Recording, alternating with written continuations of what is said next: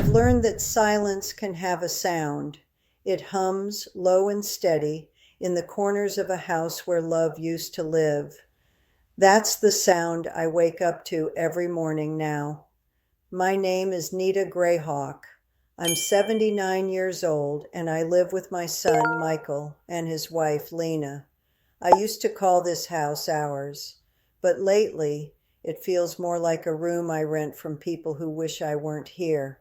The day it happened, the day her hand met my face, began like any other. The sunlight crept through the blinds, cutting pale lines across my bedspread.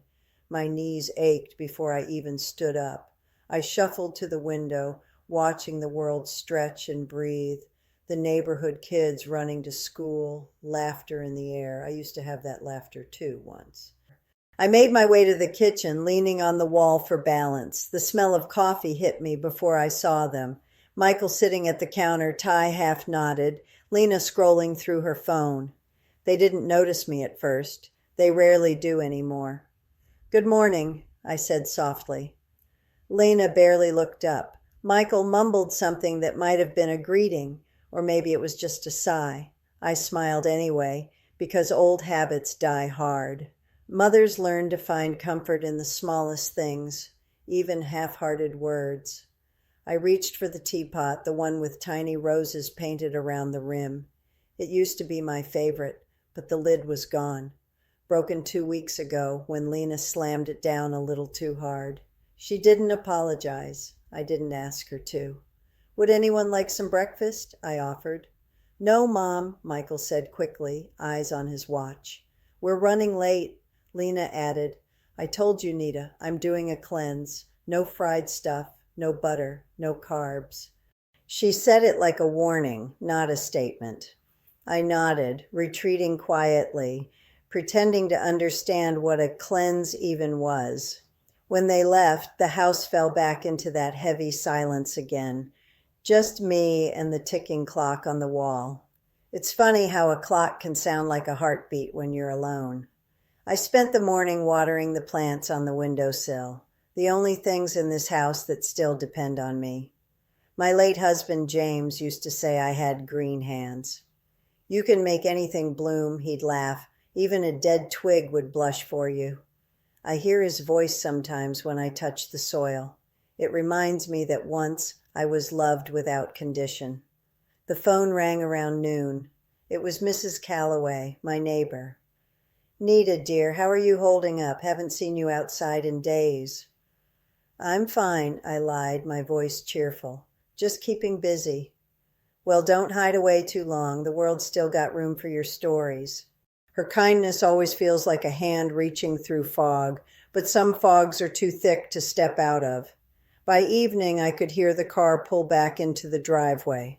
I set the table out of habit, 2 plates for them, 1 for me.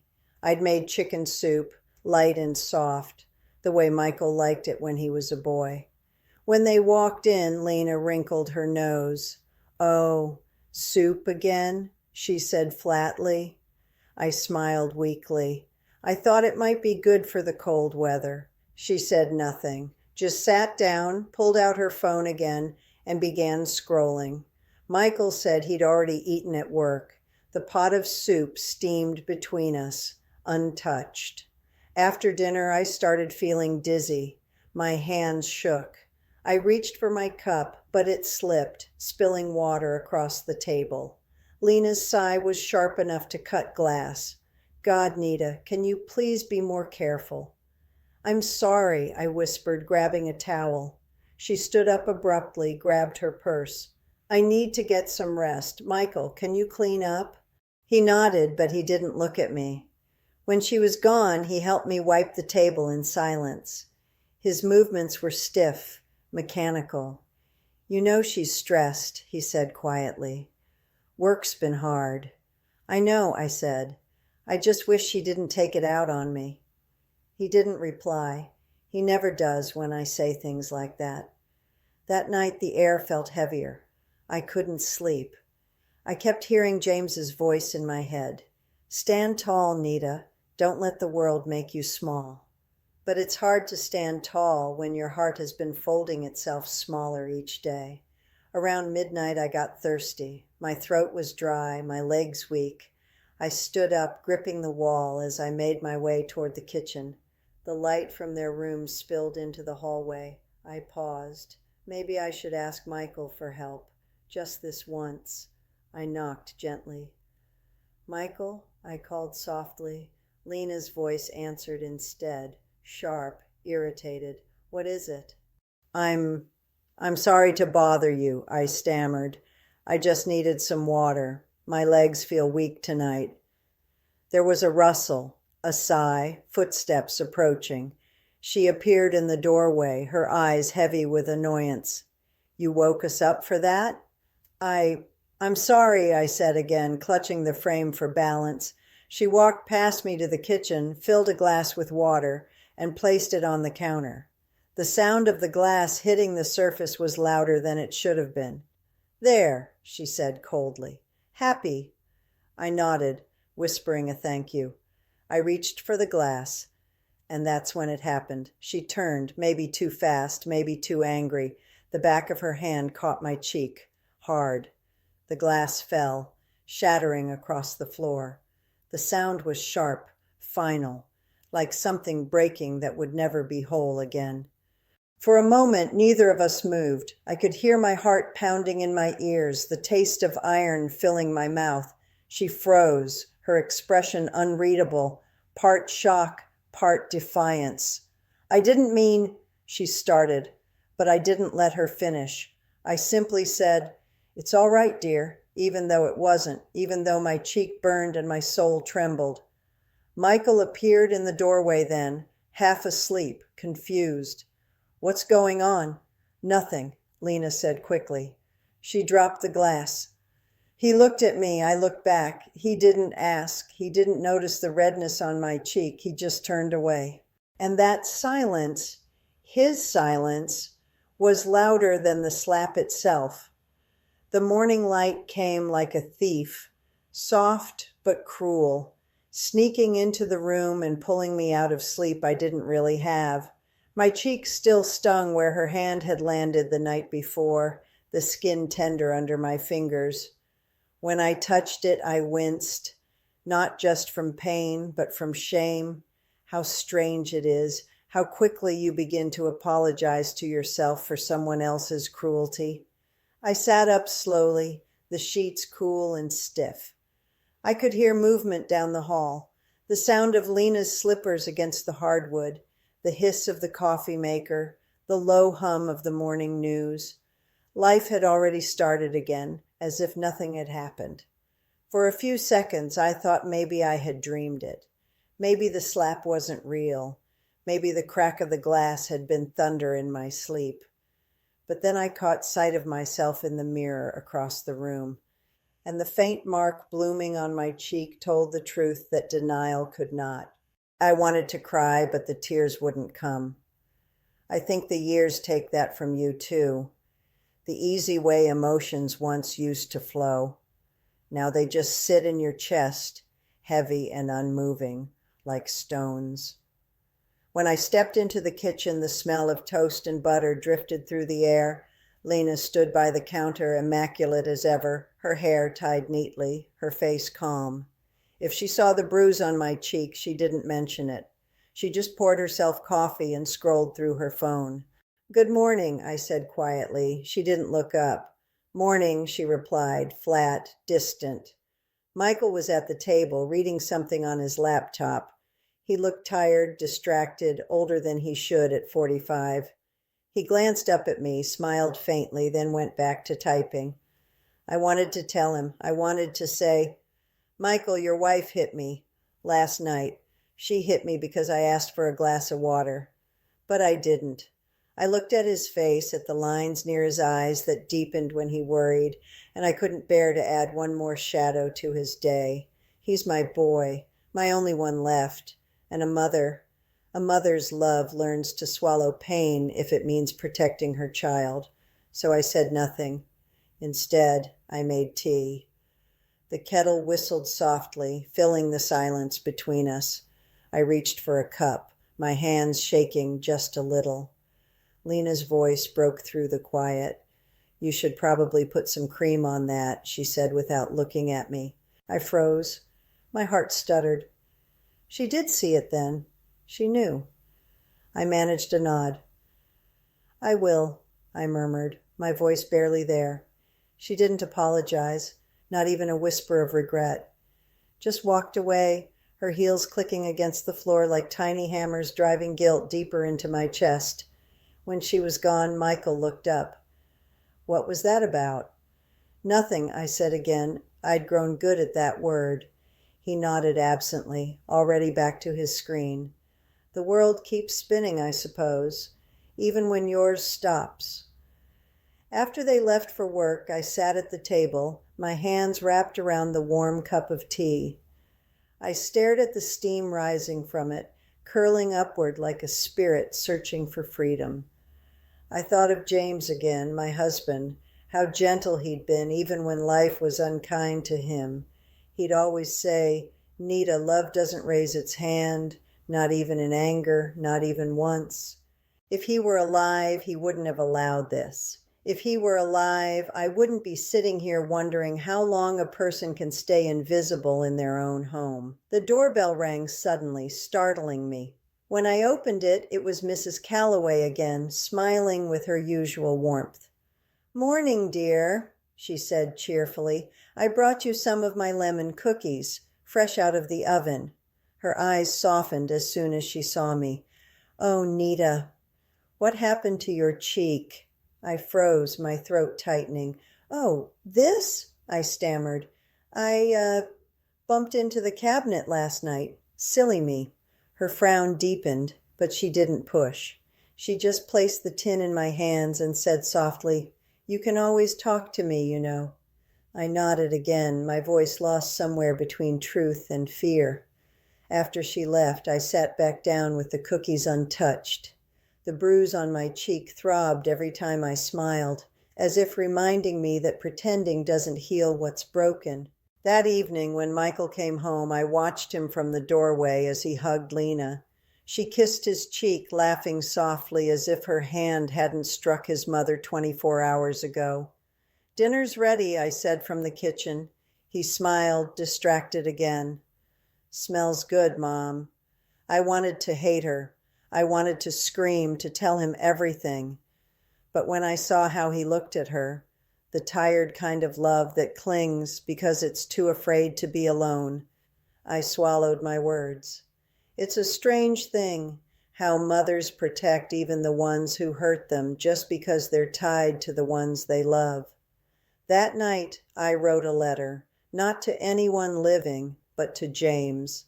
I told him I was tired. I told him the house didn't feel like home anymore. I told him our son had grown kind but distant, that his laughter now belonged to someone who didn't understand the language of gratitude. I ended the letter with a simple line, "I miss being loved without needing to ask for it." Then I folded it, placed it inside the old jewelry box he once gave me, and hid it under my pillow. When I turned off the light, the darkness felt heavier than usual, not frightening, just familiar. And for the first time in a long while, I wondered, if love doesn't circle back, if kindness can die in the very house it built, what happens to the heart that stays behind, still waiting? 3 days passed before anyone said my name out loud in that house. 3 long, echoing days where footsteps spoke more than words, and the air itself seemed to hold its breath. Michael had gone back to work. Lena spent her hours on calls, her voice sharp and efficient, her laughter practiced. I kept myself busy, washing dishes that weren't dirty, folding clothes already folded, dusting corners that didn't need it. When no one speaks to you, you start doing things that make you feel visible again. But even the sound of my own movements started to feel too loud, like I was intruding in a place that had once been mine. On the 4th morning, a gentle knock came at the door. I opened it to find Mrs. Calloway again, her familiar floral scarf fluttering in the breeze. She held a little basket of soup jars and smiled that soft smile that women of her age wear, the one stitched together with worry and kindness. "Nita," she said, her voice low, "I was just passing by and thought you might like some of my stew. You look thin, dear." I tried to smile. "You always say that." "Yes," she said, stepping closer, "and every time I do, you look thinner." I hesitated, but stepped aside to let her in. The house felt warmer with her presence, her energy filling the quiet spaces where love used to live. She looked around, her eyes landing briefly on the tidy table, the spotless counters, and then on me. Her gaze lingered on my cheek, still faintly bruised, though the color had faded to a soft yellow-brown now. "That cabinet of yours," she said carefully. "It must be a mischievous one." I froze, my throat tightening. "What do you mean?" She sighed, setting the basket down. "Nita, I've lived next door to you for 25 years. I know the sound of your laugh, your walk, your voice when you're happy, and I know the silence that comes when you're not." I felt tears pressing behind my eyes, but pride, foolish, stubborn pride, held them back. "It's nothing, Mary," I whispered. "Really, I just fell." She reached out, her old hands surprisingly steady as they cupped mine. "Falling leaves bruises, not people." That sentence broke something in me, not loudly, not like glass shattering, but quietly, like a thread snapping under the weight of too many knots. I sat down, and before I knew it, I was telling her everything. Not just about the slap, but about the long days of being ignored, of feeling like a burden, of shrinking smaller and smaller just to keep peace in a house that wasn't mine anymore. I told her how I'd raised a son who'd once adored me, who used to bring me wildflowers from the field, and how I barely recognized him now. So tired, so distant, so blind. When I finished, she was silent for a long time. Then she said softly, "You can't let them take your dignity, Nita. That's the one thing you earned all on your own." I wanted to believe her, but the truth is, when you've spent years giving, your love, your home, your patience, there comes a point when you start thinking maybe you don't deserve to keep anything for yourself. Mrs. Calloway asked me to come stay with her for a few days. I refused at first. Old habits die hard, especially the one called loyalty. But that night, as I lay in bed listening to the muffled laughter of my son and his wife in the living room, I felt something inside me turn, not anger, not hatred, something quieter, sadder, resignation maybe, the slow realization that I'd become a ghost in my own story.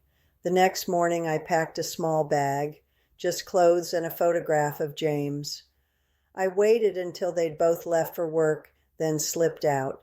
My hands trembled as I locked the door behind me, but this time the key didn't feel like loss. It felt like release. When Mrs. Calloway saw me standing at her door, she didn't ask questions. She just opened her arms. That evening, as we sat by her kitchen window with the soft scent of tomato stew filling the air, I finally cried. The tears came heavy, wrinkling my face, wetting her apron, but she didn't flinch. She just held me the way only another old woman could, quietly, firmly, without pity. "Sometimes," she said, stroking my hair, "we teach our children to love us wrong by never letting them see us hurt." Her words stayed with me all night. The next day I got a call from Michael. His voice was tense. "Mom, where are you? Lena said you left." "I'm at Mary's," I said simply. There was silence, then irritation. "You can't just leave without telling us. You worried her." "You worried her. Not you worried me." "Not are you okay, Mom?" "Just her." I felt my spine stiffen. "I needed a little air, Michael, that's all." He sighed. "Look, Mom, I know things have been tense, but Lena's under a lot of stress lately. She didn't mean—" I cut him off gently. "Michael, She meant it. He didn't reply for a while. Then, in a voice softer than I'd heard in years, he said, "I'll come by tomorrow." When he did, he looked small, like the boy I once knew, lost and uncertain. We sat across from each other at Mary's kitchen table. He tried to explain things about work, money, pressure, the house, how Lena was trying. I listened because mothers always listen, even when they're breaking. Finally, I said, "Do you remember the night before your wedding? You asked me if love changes people." He nodded. "I told you it doesn't," I said, "but I was wrong. It does. It makes kind people softer, and it makes selfish people crueler." He lowered his gaze, his lips trembling slightly. I could see shame flicker in his eyes, but I didn't push it. I'd learned long ago. Guilt is a seed that grows only in silence. When he left, I watched him go from the window, his shoulders hunched like a man carrying too many things. Maybe, just maybe, he'd heard me. He'd heard. As the sun went down, I looked out at my empty house next door. The porch light flickered on automatically, bathing the front steps in gold. It looked beautiful, like it was still waiting for someone to come home. And for the first time, I wondered, was I waiting for them to change, or was I finally ready to stop waiting altogether? The next morning, I woke up before the sun. I didn't sleep much. My face still burned where her hand had struck, but it wasn't the skin that hurt. It was something deeper, something you can't put ice on.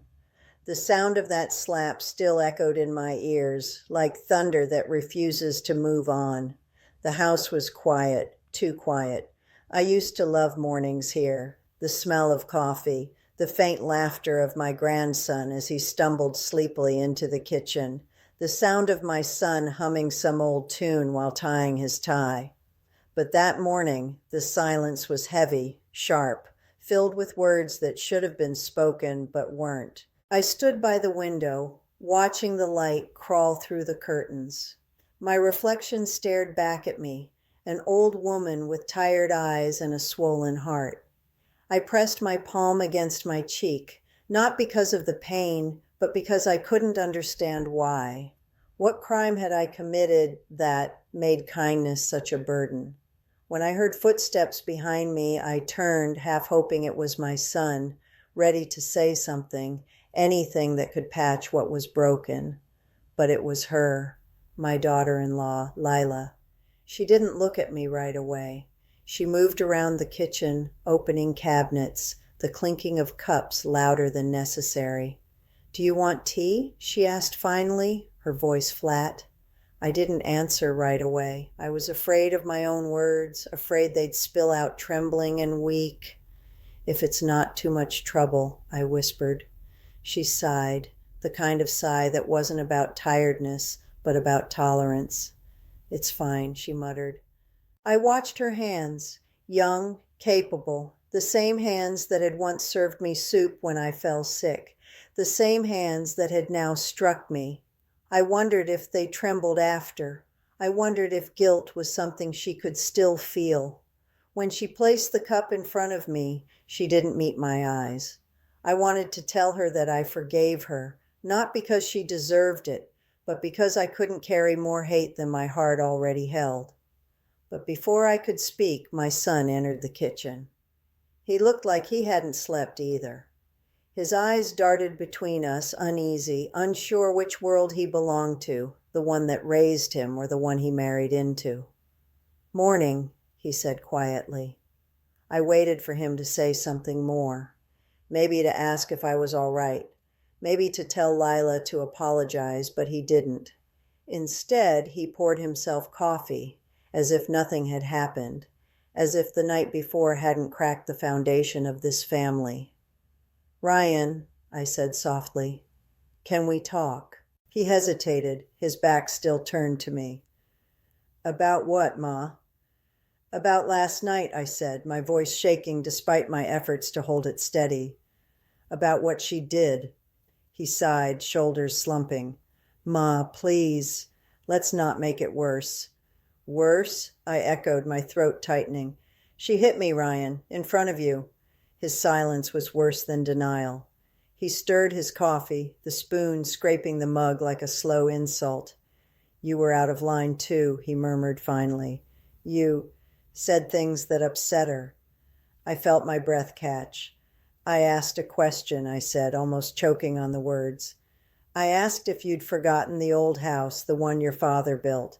I didn't mean, it's not just about that, he interrupted.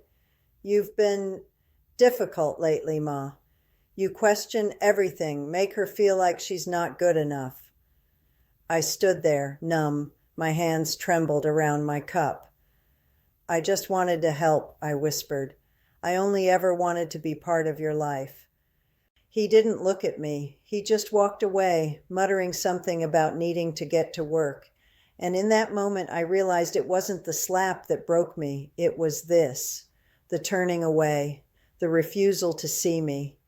After he left, the house fell silent again.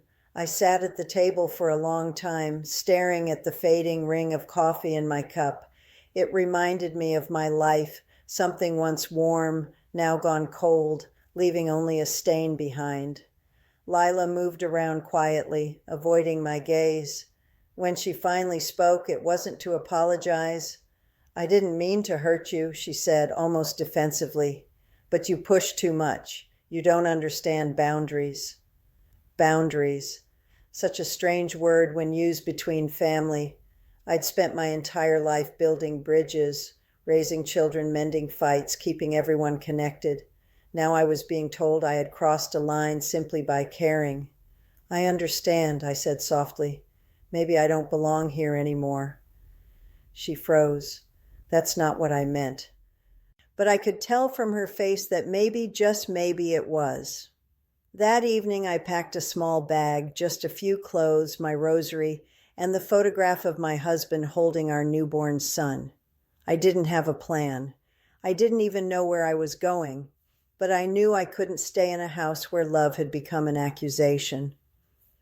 Before leaving, I stood by my grandson's room. He was asleep, his small hand clutching a toy car. I brushed a strand of hair from his forehead and whispered, "Always be kind, my darling, even when the world forgets how." As I stepped outside, the air was cold and quiet. The sky above me was dark, but a single star flickered weakly through the clouds. I held on to that faint light like a prayer. I walked to the small bus stop near the corner. The bench was damp with dew, but I didn't care. I sat there, clutching my bag, watching headlights blur past like ghosts. My heart ached not just for what I lost, but for what I'd believed was still there. I thought of my husband, how he would have taken my hands and told me I deserved peace. I thought of the house we built together, every nail and board filled with laughter and hope. And I wondered if this is what all old love stories end with. Not betrayal or anger, but silence. When the bus finally came, I climbed aboard slowly, each step a farewell. I didn't look back. I couldn't. As the city lights faded behind me, I whispered one last thing to myself. I raised a family.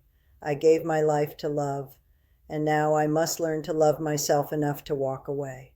The bus hummed through the night, carrying me toward whatever waited next. Perhaps loneliness, perhaps peace. But one thing I knew for certain, no slap, no silence, no cruelty could erase the truth of who I had been. I had loved fully, fiercely, and maybe that was enough.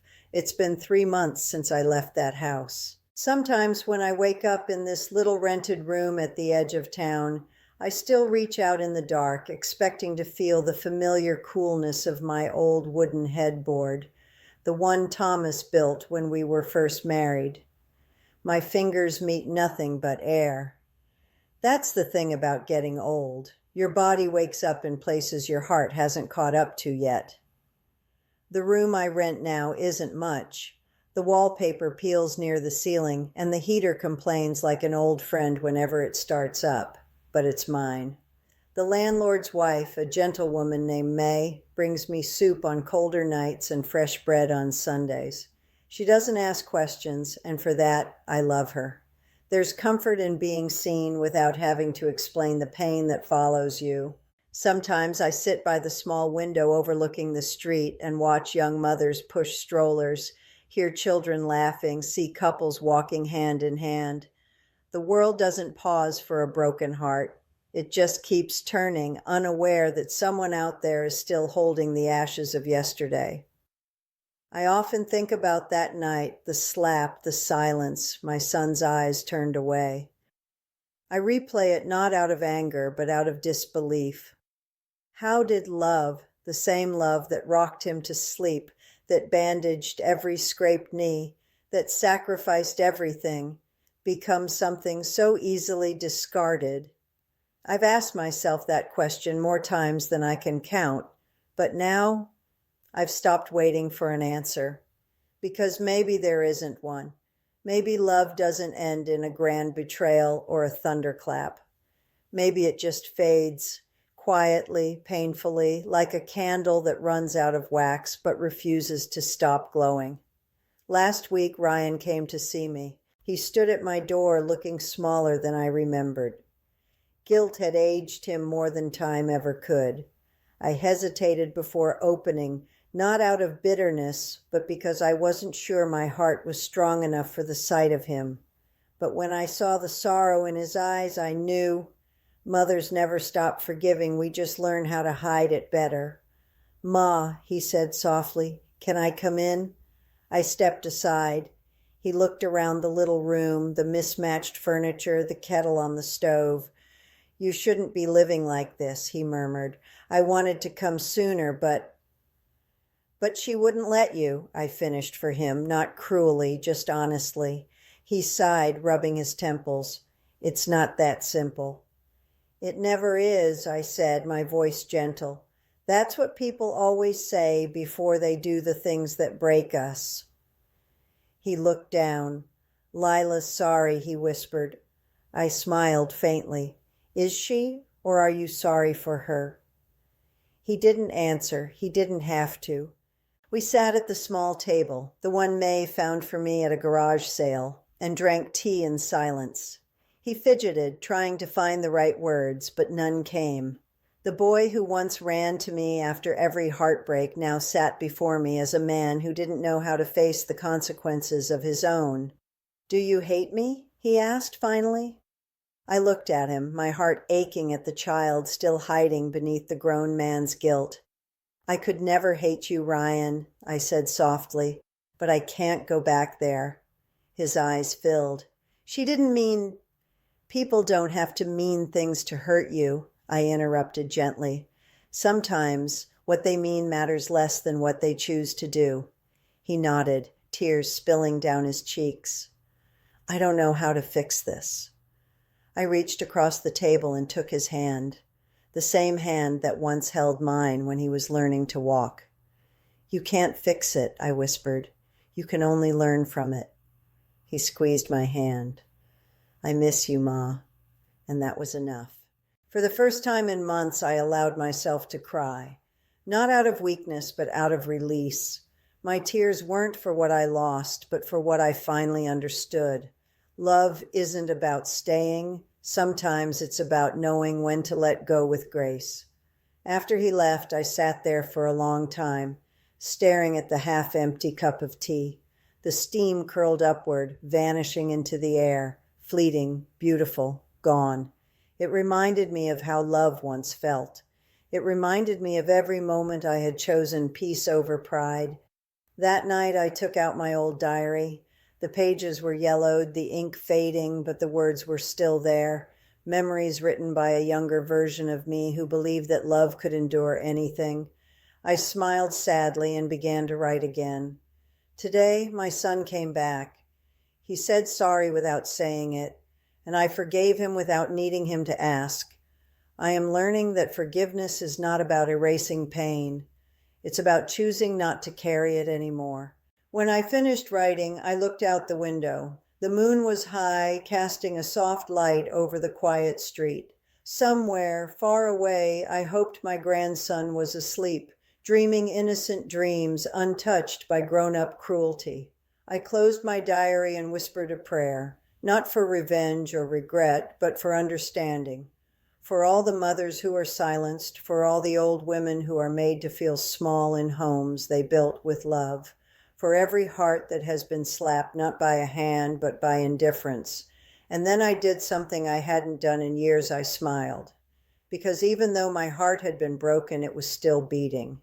Because I had survived the kind of pain that teaches you the difference between love and loyalty. Because sometimes walking away isn't losing, it's reclaiming yourself.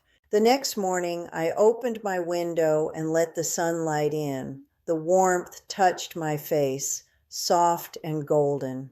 I thought of Thomas, my late husband, and how he used to say, "Even when people forget, the sun remembers you."